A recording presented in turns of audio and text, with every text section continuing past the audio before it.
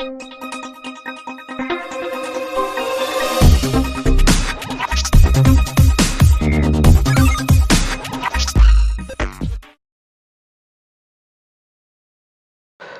அன்பு தேவனுடைய பிள்ளைகளே, ஆண்டவராகிய இயேசு கிறிஸ்துவின் நாமத்தினாலே உங்களுக்கு வாழ்த்துக்கள். இன்னைக்கு ஒரு சத்தியத்தை உங்களோடு பேச போறேன். அதுக்கு முன்பாக நமக்கு இன்னொரு சேனல் இருக்கு, அதாவது ரியல் காஸ்பல் மெசேஞ்சர் அப்படிங்கிற இன்னொரு சேனல். ஆக்சுவலா பாத்தீங்கன்னா இந்த சேனலுக்கு முன்னாலேயே நம்ம அதை ரன் பண்ணிக்கிட்டு இருந்தோம். சில காரணங்களால அதை கடப்புல போட்டுட்டு ரியல் காஸ்பல் மினிஸ்ட்ரி அப்படிங்கிற இந்த சேனல் நம்ம தொடர்ந்து ரன் பண்ணிட்டு வந்தோம். உண்மையாகவே சத்தியத்தின் மேல அதிக வாஞ்சையுள்ள ஜனங்கள், சத்தியத்தை கேட்கிற ஜனங்கள் இதை அதிகமா நீங்க விரும்பி பார்த்து உங்களுடைய கமெண்ட் எல்லாம் பதிவிடுறீங்க, உங்களுடைய ஆதரவை தெரிவிக்கிறீங்க. கர்த்தர் உங்களை ஆசீர்வதிக்கட்டும். ரெண்டாவது, இந்த சேனல்ல பாத்தீங்கன்னா சில விஷயங்களை நம்ம ஸ்ட்ராங்கா சில சத்தியங்களை பேசுறோம். சிலருக்கு இந்த ஸ்ட்ராங்கா சத்தியத்தை பேசும்போது பிடிக்கிறது இல்லை. நீ நலமாக இருப்பாய், உன் சுக வாழ்வு துளிர்க்கும், ஆண்டவர் இதோ இந்த மாதத்திலே ஒரு வாக்குத்தத்தத்தை தருகிறார், இன்னும் பல இந்த நல்ல வார்த்தைகள், ஆசீர்வாதமான வார்த்தைகளையே பேசினா மக்களுக்கு பிடிச்சிருக்குது. தவறுகளை சுட்டி காட்டுகிற ஊழியத்தை நம்ம செஞ்சா நிறைய பேருக்கு அது பிடிக்கிறது இல்லை. அப்படி பிடிக்காத சிலர் பாத்தீங்கன்னா நம்ம சேனலுக்கு தொடர்ந்து ஏதோ ஒரு ரீதியில ஒரு அச்சுறுத்தலை கொடுத்துக்கிட்டே வர்றாங்க. அதனால எப்பவுமே ஒரு அடிஷனலா இன்னொரு சேனல் வச்சிருக்கணும் அப்படிங்கிறதுக்காண்டி தான் நம்ம ரியல் காஸ்பல் மெசேஞ்சர் அப்படிங்கிற இன்னொரு சேனல் நம்ம வச்சிருக்கிறோம். அதை கீழே கமெண்ட்ல உங்களுக்கு பின் பண்ணி வச்சிருக்கிறேன். தயவு செய்து அந்த சேனலையும் நீங்க சப்ஸ்கிரைப் பண்ணி அதையும் பின்தொடர்ந்து நீங்க சத்தியத்தை கேட்கும்படி உங்களை நான் கேட்டுக்கொள்கிறேன். இன்னைக்கு நம்ம பார்க்க போற ஒரு முக்கியமான ஒரு சத்தியம், பழைய ஏற்பாட்டிலே பல இடங்கள்ல பாத்தீங்கன்னா இரத்த பழி அப்படிங்கிற ஒரு கான்செப்டை பார்க்கிறோம். அது என்ன அப்படின்னா, ஒருவர் தண்டிக்கப்படும் போது அல்லது அவர் அழிக்கப்படும் போது அதற்கு நாம் ஏதாவது ஒரு ரீதியிலே அதற்கு காரணமாக இருக்கிற பட்சத்துல கர்த்தர் அந்த இரத்த பழியை பாத்தீங்கன்னா நம்ம மேல கேட்பார் அப்படின்னு ஒரு கான்செப்ட் பைபிள்ல, ஒரு சத்தியம் என்ன செய்து இருக்குது. எசேக்கியாவினுடைய புத்தகத்துல 33ஆம் அதிகாரத்துல 8ஆம் வசனத்தையும் 9வது வசனத்தையும் வாசிக்கிறேன், கொஞ்சம் கவனிங்க. நான் துன்மார்க்கனை நோக்கி, துன்மார்க்கனே நீ சாகவே சாவா என்று சொல்லுகையில், நீ துன்மார்க்கனை தன் துன்மார்க்கத்தில் இராதபடி எச்சரிக்கத்தக்கதாக அதை அவனுக்கு சொல்லாமல் போனால் அந்த துன்மார்க்கன் தன் அக்கிரமத்திலே சாவான், ஆனாலும் அவன் இரத்தப்பழியை உன் கையிலே கேட்பேன் அப்படின்னு கர்த்தர் சொல்றார். இப்ப அவன் துன்மார்க்கன் தான், அவன் செய்யறதெல்லாம் பாவம் தான்.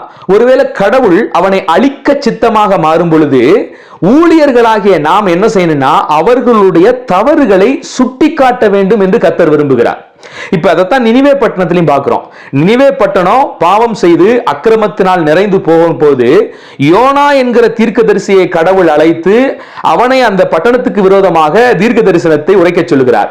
அந்த பட்டணத்து மக்கள் மனம் திரும்புவதற்கு ஏதுவான வார்த்தைகளை சொல்ல சொல்லி இன்னும் 40 நாளிலே நினிவே கவிழ்க்கப்பட போகிறது என்கிற செய்தியை ஆண்டவர் சொல்ல சொல்கிறார். அப்ப தேவன் அந்த பட்டணத்தை அழிக்க சித்தமானதாக அங்க பார்க்கிறோம். அதே சமயத்துல இந்த ஊழியக்காரன் போய் அந்த கர்த்தருடைய வார்த்தையை அந்த மக்களுக்கு சொல்லும் போது அவர்கள் மனம் திரும்பி விட்டால் கர்த்தர் தான் செய்ய நினைத்ததை செய்யாமல் மனமிறங்கி அந்த பட்டணத்தை கடாட்சிக்கிற விஷயத்தை நம்ம பார்க்கிறோம்.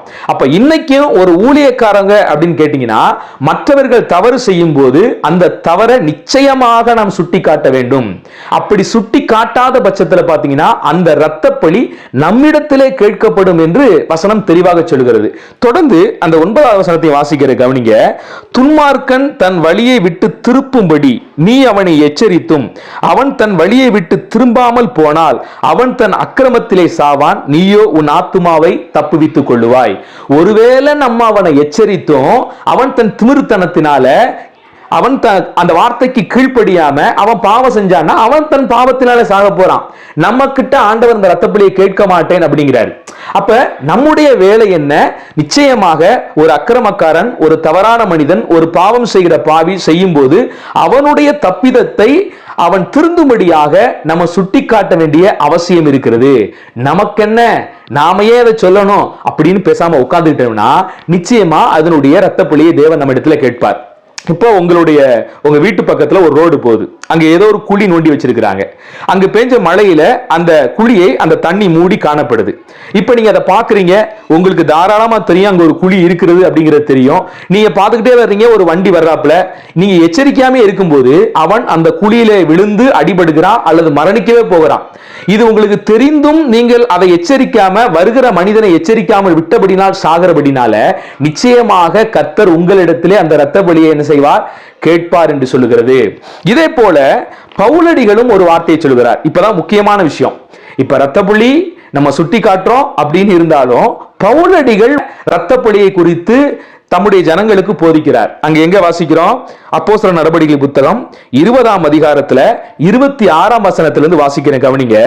தேவனுடைய ஆலோசனையில் ஒன்றையும் நான் மறைத்து வைக்காமல் எல்லாவற்றையும் உங்களுக்கு அறிவித்தபடியால் எல்லோருடைய இரத்த பலிக்கும் நீங்கி நான் சுத்தமா இருக்கிறேன் என்பதற்கு உங்களை இன்றைய தினம் சாட்சியாக வைக்கிறேன். பவுல் சொல்கிற வார்த்தை.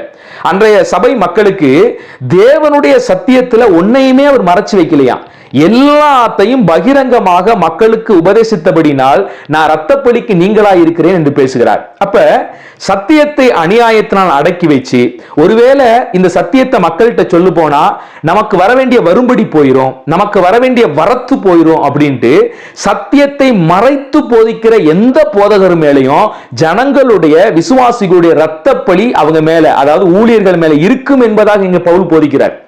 அதனால நமக்கு ஒரு வருமானம் வரும். இப்ப புதிய ஏற்பாட்டுல தசமபாகம் இல்ல. இப்ப புதிய ஏற்பாட்டுல இன்னைக்கு நிறைய பெண்டிகாஸ்ட் திருச்சபைகள், கரிஸ்மேட்டிக் திருச்சபைகள் செய்கிற பலவிதமான விஷயங்கள் பாத்தீங்கன்னா புதிய உடன்படிக்கை சட்டத்துல இல்லாதது. ஆனா இல்லாத ஒன்றை தான் மக்கள்கிட்ட துணித்து துணித்து பேசுவாங்க. ஏன் தெரியுமா? அதுதான் மக்களும் விரும்புறாங்க. அப்படி இவங்க போதிக்கும் போதுதான் வருமானமும் வரும். பழைய ஏற்பாட்டில் சொல்லப்பட்ட அத்துணை காணிக்கை முறைமைகளையும் இன்றைக்கு புதிய ஏற்பாட்டு சபைக்கு போதிச்சு, நீ கொடுக்கலன்னா நீ ஒண்ணுமில்லாம போயிருவ, நாசமா போயிருவ, நீ எவ்வளவு கொடுக்கறையோ அவ்வளவுக்கு அதிகமா தான் கடவுள் உனக்கு கொடுப்பாரு. இப்படி எல்லாம் புதிய ஏற்பாட்டிலே இல்லாத உற்சாகமாய் அவங்க கொடுக்கணும், அவங்க மனதிலே நிர்ணயத்தை அடிப்படையில கொடுக்கணும். ஆனா இவங்க என்ன செய்வாங்கன்னா கட்டாயப்படுத்தி, உபதேசத்திலே கட்டாயப்படுத்தி வருமானத்திற்காக இப்படிப்பட்ட ஒரு போதனையை செய்வாங்க. இப்படியெல்லாம் சத்தியத்தை மறைத்து நாம் போதிக்கும் போது நிச்சயமாக அந்த இரத்த பலியை அந்த ஊழியக்காரன் மேல வரும் என்பதை பவுல் சொல்றாரு. தொடர்ந்து பவுல் இந்த புத்தகத்துல பாத்தீங்கன்னா, நான் போன பின்பு மந்தையை தப்ப விடாத கொடிதான ஓநாய்கள் உங்களுக்குள்ளே வரும், உங்களிலும் சிலர் எழும்பி சீசர்களை தங்களிடத்தில் இழுத்துக் கொள்ளும்படி மாறுபாடானவைகளை போதிப்பார்கள், உங்களை ஒப்பு கொடுங்கள் அப்படின்னு சொல்றாரு 32ஆம் வசனத்துல. தேவனுடைய வசனத்துக்கு உங்களை ஒப்பு கொடுங்க. அதனாலதான் நம்ம படிச்சு சொல்றோம், இந்த பைபிள்ல அப்போஸ்தலர்கள் மூலமாக பேசப்பட்ட கர்த்தருடைய வார்த்தைக்கு இன்றைய சபைகளும் சரி இன்றைய சபைகளும் சரி ஒப்பு கொடுக்கப்பட்ட ஒரு வாழ்க்கை வாழணும். புதிய உபதேசம், ஆண்டவர் இதை வெளிப்படுத்திட்டாரு, அதை வெளிப்படுத்திட்டாரு, எனக்கு அமாவாசை ஜெபம் நடத்த சொல்லி எனக்கு ஆவியானவர் தான் போதிச்சாரு இப்படின்னு சொல்லி உலகத்திலே செய்யக்கூடிய விஷயத்தை எல்லாம் புதுசா கொண்டு வந்து புகுத்தி கர்த்தருடைய பேரில் நம்ம செய்யும் போது நிச்சயமாக அப்படிப்பட்ட போதகர்கள் மீது மக்களுடைய இரத்தப்பழி வரும் என்பதை மறந்து விடாதீர்கள். கர்த்தர் வசனத்துல என்ன சொல்லியிருக்காரோ அந்த அடிப்படையில போதிக்கத்தான் இன்னைக்கு கர்த்தர் நம்மளை அழைச்சிருக்கிறாரு. சபைக்குள்ளே இருந்தே அப்படிப்பட்ட கள்ள ஓநாய்கள் எழும்பி மக்களுக்கு போதிப்பாங்க, மாறுபாடானவைகளை போதிப்பாங்கன்னு பவுல் எழுதுறாரு. அப்ப நல்லா கவனிச்சுங்க, இந்த கடைசி நாட்கள்ல ரொம்ப விழிப்புணர்வோடு கூட இருக்கணும். தயவு செய்து ஊழியக்காரர்களே, உங்களை பார்த்து நான் சொல்றேன், ஜனங்களுடைய இரத்தப்பழியை வாரிக்கொள்ளாதீர்கள். உள்ளபடி சத்தியத்தை பேசுங்க, ஒன்றையும் மறைச்சு வைக்க வேணாம், எல்லாவற்றையும் ஓப்பனாக என்ன செய்யுங்க, தேவ ஜனங்களுக்கு போதிக்க மறந்துடாதீங்க. உங்க மந்தையின் மீது ரொம்ப எச்சரிக்கையா இருங்க. அதை ஏனோ தானோ என்று கையாளாதீங்க, அதை அஜாக்கிரதையாக கையாளாதீங்க. அது எக்கேடு கெட்டாலும் பரவாயில்ல அப்படிங்கிற மாதிரி இருந்துடக்கூடாது. ரொம்ப ரொம்ப இந்த நாட்களிலே எச்சரிக்கையோட தேவனுடைய வார்த்தையை பூரணமாக மக்களுக்கு கொடுத்து ஒரு ஆரோக்கியமான சத்தியத்திலே சபையினுடைய மக்களை வளர்த்து எடுக்க வேண்டியது ஒவ்வொருவருடைய ஊழியனுடைய பொறுப்பா இருக்கிறது. பவுல் நிறைய விடயங்களை இந்த அதிகாரத்திலே சொல்லுவார். அந்த மக்கள் கஷ்டப்படுறதுனால அந்த மக்களை கஷ்டப்படுத்தி கூட எந்த காணிக்கையும் இவர் வாங்கல. தன் சொந்த கையால தனக்காகவும் தன்னோடு கூட இருக்கிற சக ஊழியருக்காகவும் பவுல் உழைச்சி சாப்பிட்டாராம்.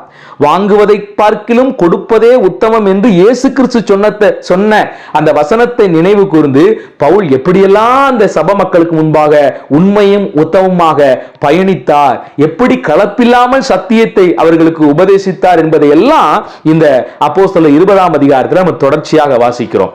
ஆகையால் இதை கேட்டுக்கொண்டிருக்கிற ஒவ்வொரு பிள்ளைகளும் கர்த்தருடைய வார்த்தைக்கு உங்களை ஒப்பு கொடுங்க.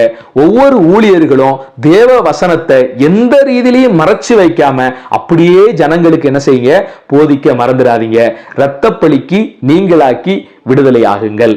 கர்த்தர் உங்களை ஆசீர்வதிப்பாராக. God bless you.